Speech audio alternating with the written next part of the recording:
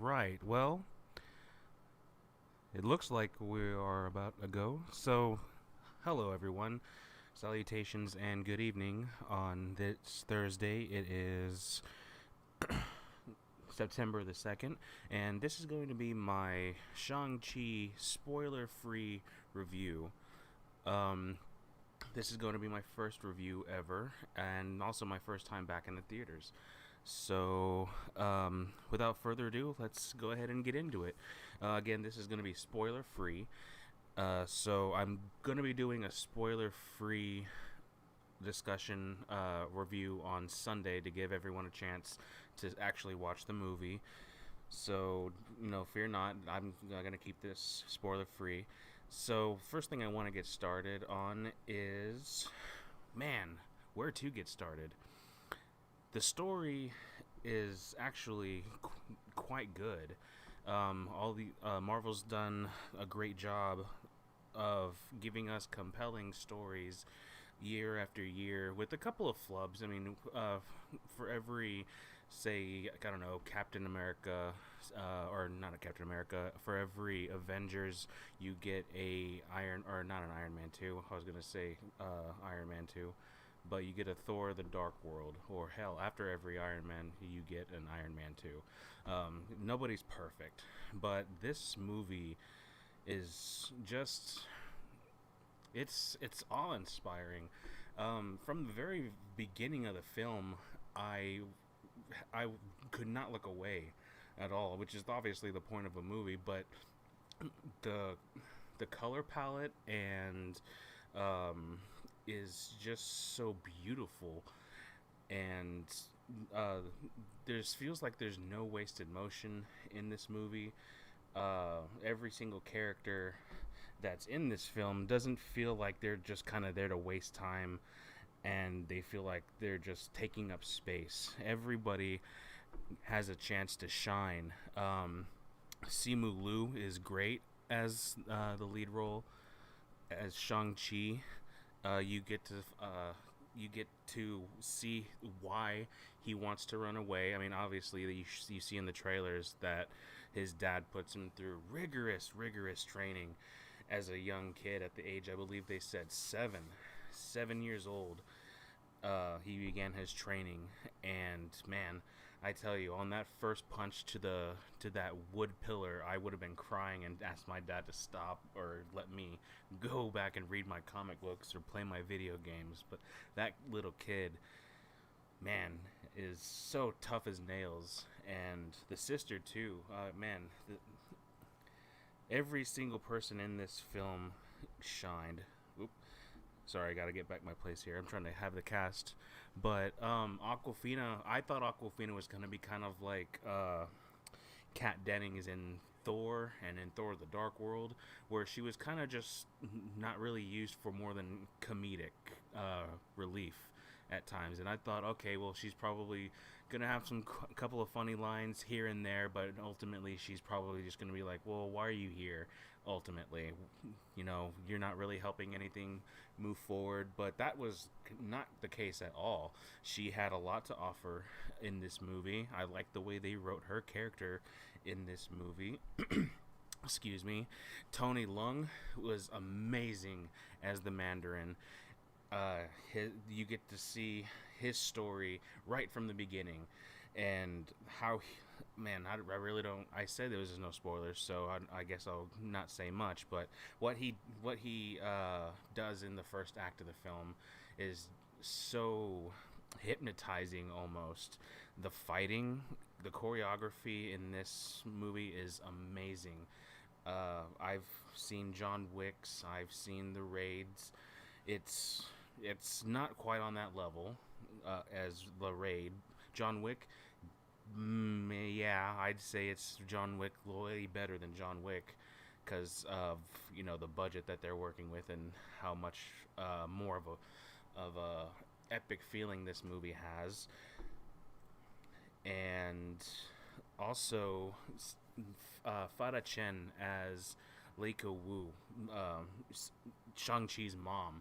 I really loved her character as well. She brought a sense of grace to this film that not a lot of other Marvel films have. It's this movie is so heartwarming, and she adds to that heart warmth, that motherly feel for Shang-Chi, and humanizes, this movie. Michelle Yeoh is awesome in this film. I like how she's connected as well in this story, and you meet her a little later, but every scene that she was in, she too brought a sense of grace to this film. I really liked that. Wong, Wong was in here. You saw him in the trailers. I liked the scenes that he was in very, very much, and I man, what can I say? It. He's really Benedict Wong is always good in everything he does. He really he really steps up his game no matter what role he's given. Um, Man, I don't really know. One character that I kind of felt might have been sort of brushed away was Dealer, the guy with the mask. And I guess I don't think that's the villain's name. Hold on, let me see if I can find him on here on the casting list. It might have been Dealer. I could be wrong, but I liked the scenes that he was in, but kind of the way he kind of got moved to the side kind of didn't really devalue him to me. I just kind of thought that he'd have a more of a epic, not epic. I use that word too much. More of a fighting conclusion. Like I'm getting into spoiler territory, but you'll see when you see the film. Um, Mega Zhang as Xialing, Shang-Chi's sister. Loved her, loved her so much. She did a really good job. About, or she really did a really good job being the little sister. And when you meet her, she came out of the woodworks like, what's the right analogy? Like gangbusters. She comes in and you know who she is. She gives you a sense of what she can do right away, and I really liked her character. Um, the trailers don't really give you a sense of the entire movie. The mysticism in this movie was a lot more than what I thought we were gonna get. They hide it a lot in the trailers. I think you saw some flying fiery birds and the dragon in the water, but there's so much more. The foo dogs, holy crap! The freaking foo dogs. I love the foo dogs, and they're chicken pig. That's all I'm gonna say. Chicken pig. I'm kind of so about it, but I'm leaning more toward the positive than the negative on the chicken pig. But you'll see what I'm talking about whenever you see the film. But yeah, foo dogs, man. I would love to have a foo dog. Those things are terrifying, yet at the same time, you see them running in the trailer, in the first trailer anyway. I don't remember if you see them in the second trailer, but they're so terrifying to look at when they're mad. So adorable whenever they're just relaxed. What else? Two post-credit scenes. The first one, I believe, is the one that pushes the whole MCU forward a little bit more and is the best. But the last one is still really, really good. I thought it was badass. Um, I would I would say this movie is on the scale of Winter Soldier and Civil War, above films like Ant-Man and Doctor Strange, which I adore so much. Doctor Strange is one of my absolute most favorite comic book characters ever, along with Iron Man. Whenever I was growing up, my family, whether it be brothers or cousins, always had comic books, and I gravitated more towards Iron Man and Doctor Strange. I couldn't really read all of them at the time because I was still too little to read, but I could make out some words, but not really comprehend the story. but I remember the look of those characters and what they were doing, the color palettes. So back then, I really gravitated towards Iron Man because of his iron suit, and Doctor Strange because he just looks so cool in that cape. But this film is amazing. Um, I got misty eyed. I'll admit, I got misty eyed. The fight before the final fight, and not a lot of films do that for me. But man, such a good movie. I do recommend that you go out and see this in the theater.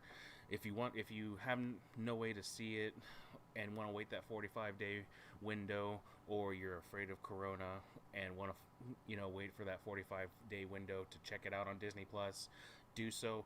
But I highly recommend that you go out and see this on the biggest screen possible, because that's, man, the effects are just so beautiful. And the animals that are in the movie too look really, really good. I really am impressed with how the cinematography was done, the fight choreography. I enjoyed how that was done. I didn't feel like there was also any wasted time. I hear a lot of people saying that they felt like there were some timing issues, or not timing issues, some pacing issues, where they felt it started to get a little slow. And maybe I can see where they're talking about, but at the same time, I was just so immersed with the story. It felt like sitting down at a old Chinese lady's tea house, sipping on some tea and having her tell you this really compelling, beautiful story. Only it's on the big screen. So yeah, I mean, I don't even know how else to explain it. That's what I got from it, without going into spoilers. So I will, like I said, I will be going into spoilers on Sunday. I'll make a spoiler video, but for now, I just wanted to give my quick thoughts right out of the gates. I had my ticket because I didn't want to make the video and not have any proof that I went to go see the film, but I put it on Facebook. Holy Kamehameha, this movie is quite good. And as for me, I'd give it, a solid thumbs up from me. I love this movie.